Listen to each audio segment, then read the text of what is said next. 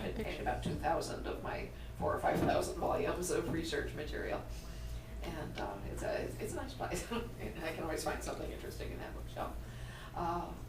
My routine, I normally get up around 9 in the morning because I work late at night.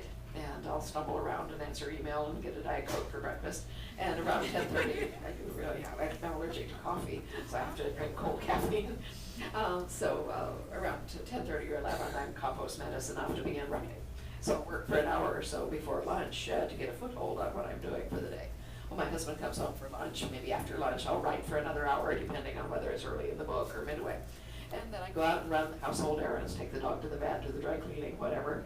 I do exercise, go out, dig in the garden, go to the grocery store for whatever I'm going to make for dinner, make dinner, and eat with my husband, socialize with him for a bit. And he likes to go to bed around 10, so I tuck him in.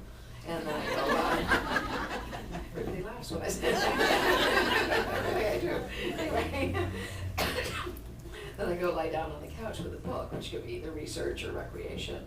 And I'll just sit for 10 or 15 minutes with the book, and 2 dachshunds who insist on sleeping with me. They're big ones too. But as long as nobody needs me, we started doing this division of labor when the kids were little. My husband would take the early shift and get them breakfast and take them to school, but I took the night shift and would be available to field crises if somebody missed their ride home from the prom or had an unpleasant fight with their boyfriend or whatever. I was the first line of defense. Well, now they're 27, 25, and 23, so I don't have to do that very much. But if nobody needs me, I'll fall asleep within 15 minutes, and I'll wake up normally around 12:30, 1 o'clock, and then I go upstairs and work through the night until 4 or so, and that's when I come down to bed. Yeah, so it's late at night, it's psychically quiet, nobody's bothering me, you can hear stuff. Thank you. You're welcome. Oh, okay.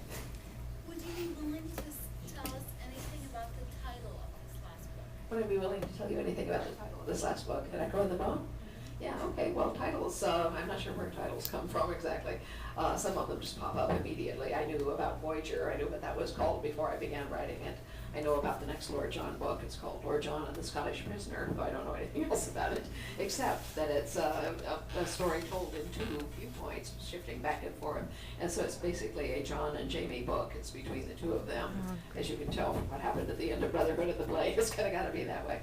Anyway, Echo in the Bone, I was playing with my husband, just tossing things around in the back of my mind. And I was thinking about Loch Ness and Scotland and so forth.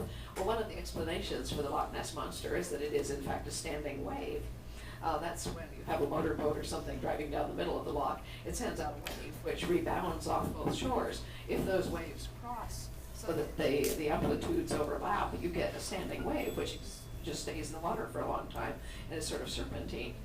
Okay, so I asked my husband, what do you think of standing wave as a title for this? And he held his nose, and I said, okay, not that. So I began, but I was still thinking about water and waves and things like that. Well, this book has 4 overlapping storylines, a little bit more about that. That's why there's a cow drop on the cover. But I was seeing 4 stones being dropped into water, they spread in concentric circles, and the overlaps where they all did that. And I was thinking, well, we've still got waves going on here. Are there other kinds of waves, that's maybe more evocative? And I thought, well, an echo is in fact the equivalent of an auditory standing wave, except that, it's auditory. And I was thinking, but echo is a much more evocative word than wave. Echo is not bad. And so I began thinking, further through the various kinds of books. And this is all about the American Revolution. There's a lot of battle in it and all that. Well, the last battle scene I did had been in Brotherhood of the Blade when we went through the Battle of Prefeld, where Lord John has a nasty accident involving an artillery unit. But anyway, there's a lot in there about how it feels when cannonballs are thudding near you and your flesh is shaking and all that.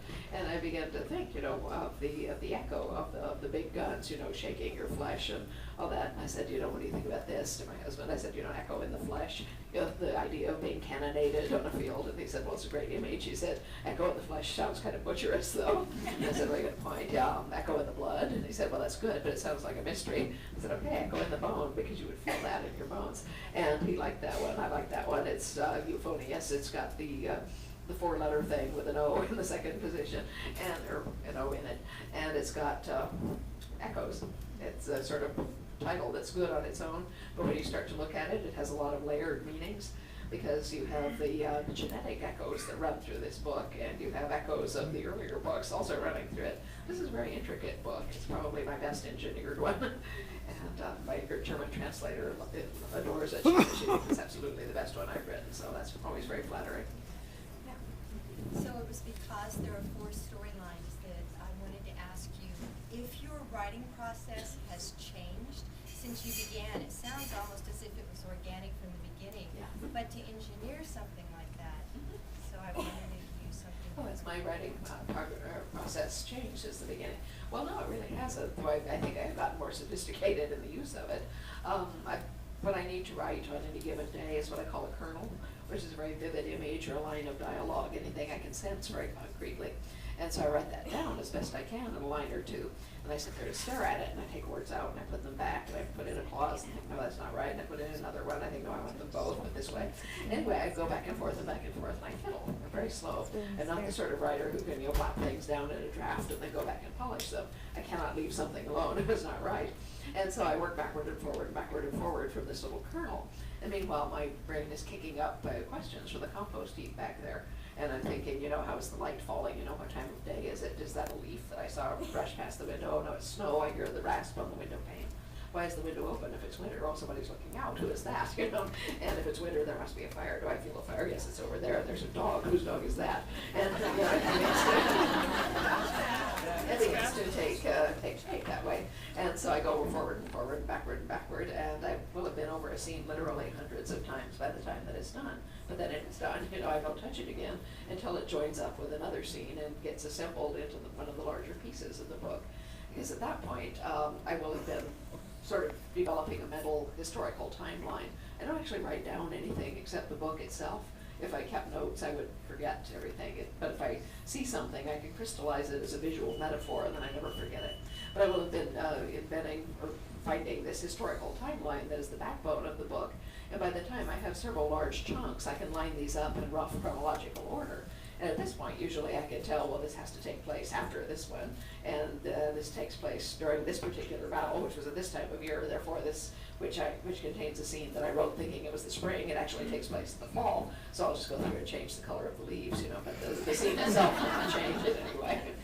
So it works like that. But as I assemble it, I have this sort of n-dimensional hyperspace in my head, and all these little pieces are sort of floating around there in free fall, you might say.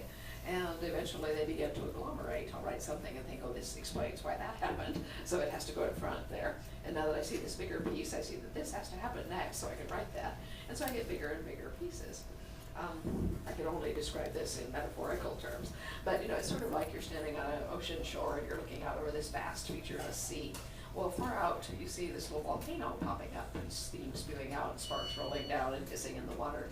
It's forming little coral atolls. Over here, there's another one that's doing the same thing, and out there, there's a third. Well, they begin to grow at different rates and different speeds of spreading and all that. And little by little, as they come up out of the water, you can see where they're going to join. You can see that the slope of this one is going to intersect with the slope of that one, even though the intersection is still below the water.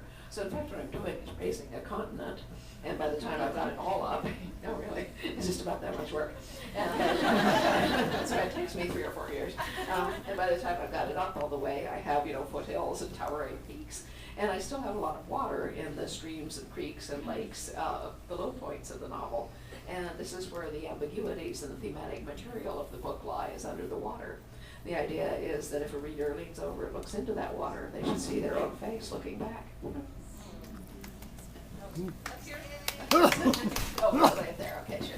Earlier on, you were talking about arguing with Claire, or refusing to argue with Claire when she refused to.